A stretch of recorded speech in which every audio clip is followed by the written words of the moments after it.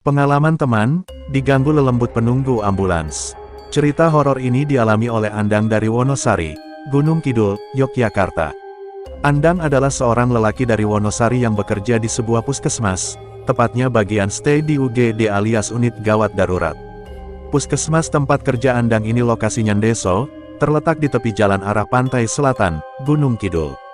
Suatu ketika Andang dapat giliran jaga shift malam. Malam itu Andang bertugas berdua. Karena di ruang UGD lagi nggak ada pasien, maka Andang gunakan waktu jaganya buat bikin laporan dengan laptopnya. Sekitar jam 9 malam, datanglah dokter jaga, sebut saja namanya Pak D. Biar nggak bosen, mereka bertiga ngobrol-ngobrol sembari nonton televisi. Sekitar jam 10 malam, datang rombongan bapak-bapak yang membawa seorang wanita berumur sekitar 25 tahun yang terluka dan susah diajak bicara. Dari keterangan rombongan bapak-bapak ini, mereka menemukan mbak yang terluka tersebut jatuh dari sepeda motor di pinggir hutan. Setelah mendapatkan pertolongan pertama dari dokter Pade, akhirnya si mbak bisa diajak komunikasi. Ternyata dia bekerja sebagai perawat di salah satu rumah sakit swasta di Gunung Kidul.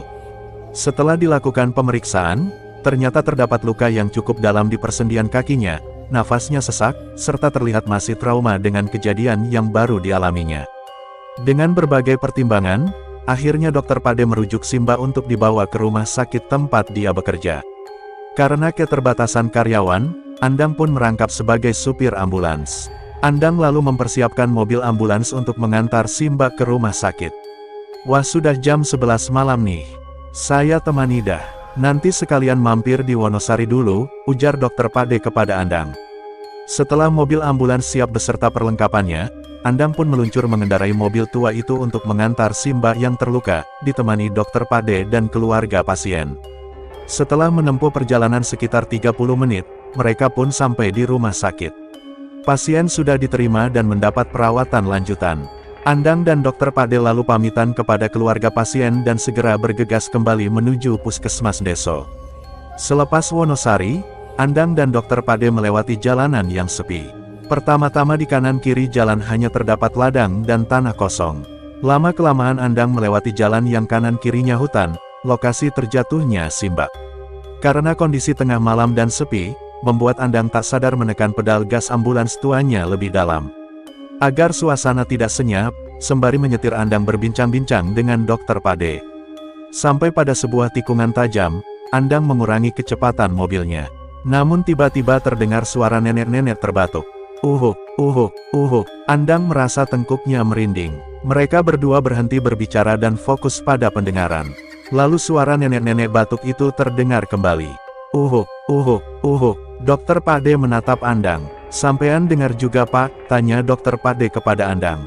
Iya, saya dengar, jawab Andang pelan sambil mengangguk. Suasana langsung hening. Andang dan dokter Pade merasa ada makhluk lain yang dompleng di dalam ambulansnya. Beberapa saat kemudian, sampai juga Andang dan dokter Pade ke puskesmas Ndeso.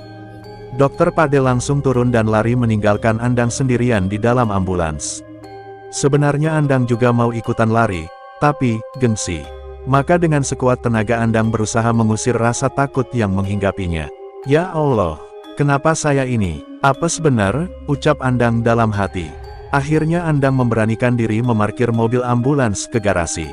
Waktu menunjukkan pukul 1 malam. Ketika itu kondisi puskesmas sudah sepi. Teman jaga Andang juga sudah molor di ruang tunggu. Sementara dokter Pade sudah ngacir masuk ke rumah dinas, Andang masih sendirian beres-beres ambulans. Saat itu Andang mau mengambil tabung oksigen dan perlengkapan lainnya dari dalam ambulans untuk dipindah ke ruangan UGD. Andang pun turun dari kabin supir dan melipir ke belakang. Dan terdengar lagi, uhuk, uhuk, uhuk, suara nenek tua batuk. Andang bimbang, mau lari tapi kerjaan belum selesai, mau meneruskan pekerjaan tapi ada lelembut di dalam ambulans. Bismillah, Andang nekat membuka pintu belakang ambulans. Dan ternyata tidak ditemukan apa-apa. Tidak ada siapa-siapa. Sementara itu ternyata dokter Pade masih mengintip dan mengawasi Andang dari balik korden rumah dinas. Andang mulai mengangkat tabung oksigen dan peralatan medis dari dalam ambulans dan memindahkannya ke dalam ruang UGD. Saat Andang mengangkat peralatan, pintu ambulans masih terbuka. Ternyata dokter Pade di balik korden melihat penampakan di jok depan ambulans. Saat selesai menaruh peralatan, Andang kembali ke ambulans bermaksud menutup pintu belakang mobil. Sebenarnya Andang merasa ragu, tapi masa mobil ambulans dibiarkan pintu belakangnya terbuka. Dengan perasaan ngeri-ngeri gimana gitu, Andang pun kembali ke ambulans. Andang berusaha memalingkan pandangan agar tidak melihat kabin ambulans. Handle pintu mobil sudah dipegang, dan saat sampai separuh, terdengar lagi suara nenek-nenek batuk. Uhuk, uhuk, uhuk. Andang berusaha untuk lari tapi apa daya, kakinya seperti tertancap dengan tanah. Lalu terdengar suara nenek tua yang berbicara, Le, iki simbah sirahe gatel. Nak, ini simbah kepalanya gatel. Andang ketakutan bukan kepalang. Tapi entah kenapa mendengar suara itu, Andang bukannya segera menutup pintu ambulans dan lari, melainkan malah membukanya kembali. Dan, Andang melihat samar-samar sesosok nenek-nenek di dalam kabin ambulans. Mbah, opone sing gatel. Mbah, apanya yang gatel? Tanya Andang. Astaga, ternyata nenek-nenek itu menyodorkan sesuatu ke depan Andang. Tangan nenek itu terlihat seperti tengkorak berwarna hitam. Dan sesuatu yang disodorkannya itu ternyata sebuah kepala gundul. Mukanya rata, nggak ada mata, hidung dan mulutnya. Andang lalu komat kamit berusaha mengeluarkan sebuah kalimat tapi tidak bisa. Beberapa detik kemudian, barulah Andang bisa bergerak dan langsung menutup pintu ambulans lalu lari ke dalam pos jaga. Keesokan harinya, barulah dokter Pade memberitahu Andang bahwa dia juga melihat penampakan nenek tua di jok depan mobil ambulans. Benar-benar pengalaman yang sangat menegangkan.